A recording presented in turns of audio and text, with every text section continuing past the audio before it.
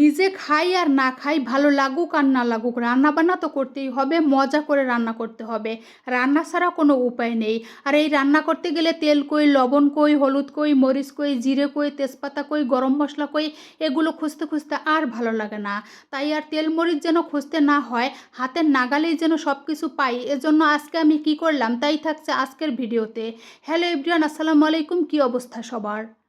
অনেক দিন ধরেই আমি ভাবছি আমার কিচেনটার লুকটা আমি চেঞ্জ করব, কারণ আমার মশলার জারগুলো এলোমেলো হয়ে থাকে, এতে করে রান্না করতে অনেক বেশি কষ্ট হয় আমার। তাই আমার বাসায় কিছু কাঁচের জার ছিল, আর আমি কিছু কাঁচের জার কিনে নিয়ে এসেছি। এখন এগুলো আমি পরিষ্কার করে নিব।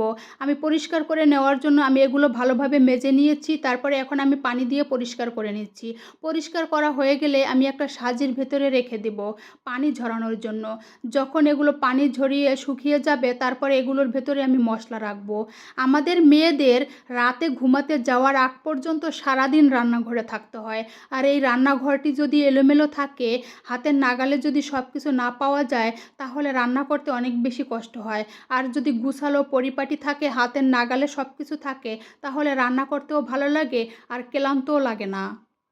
তো আমি মশলার জারগুলো পানি ঝরানোর জন্য দিয়ে আমি চলে আসলাম রান্না করার জন্য। আজকে আমি রান্না করব বিরিয়ানি।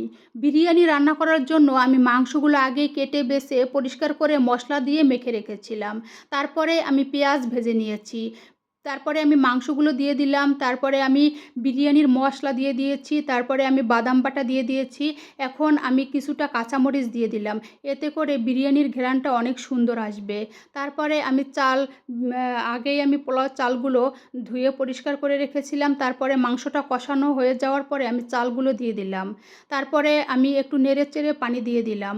আগে আমি বিরিয়ানি বা পোলাও রান্না করলে পারফেক্ট হতো না, আর এখন আমি ঠান্ডা পানি দেই বা গরম পানি দেই, একদম পারফেক্ট হয়। কাঁচাও থাকে না, গলেও যায় না, পারফেক্ট হয়। তো আমি নেড়েচেড়ে এটা আমি দমে রেখে দেবো যাতে করে ঝরঝরা হয়। বিরিয়ানিটা আমি দমে রেখে দিয়ে চলে আসলাম আমি রান্নাঘরটা সাজানোর জন্য। তো রান্নাঘর সাজানোর জন্য যাতে আমার জারগুলো হাতের নাগালে থাকে, আমার মশলার জারগুলো, তাই আমি একটা র্যাক নিয়ে নিয়েছি।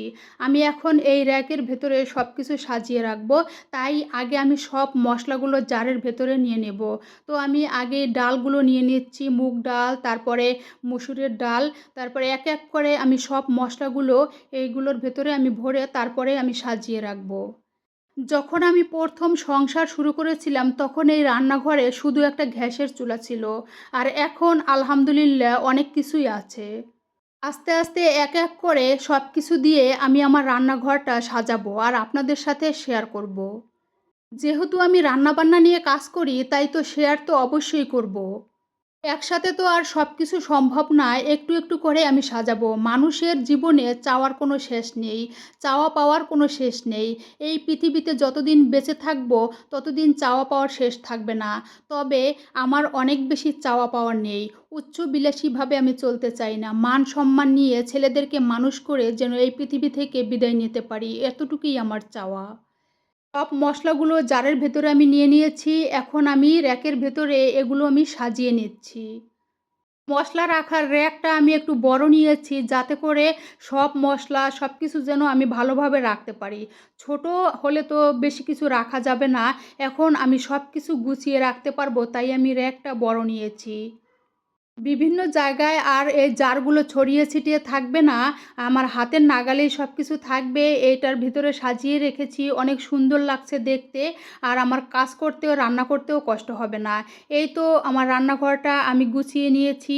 আমার রান্নাঘরটা গুছানো কেমন হলো আপনারা সবাই কমেন্ট করে জানাবেন। দেখা হবে অন্য কোনো সময় অন্য কোনো ভিডিওতে। ততক্ষণ পর্যন্ত ভালো থাকবেন, সুস্থ থাকবেন। আপনাদের জন্য অনেক অনেক শুভকামনা। আর আমার জন্য আপনারা দোয়া করবেন যেন সুন্দর সুন্দর ভিডিও নিয়ে আপনাদের সামনে আসতে পারি। আমার ভিডিওটি ভালো লাগলে লাইক কমেন্ট করবেন।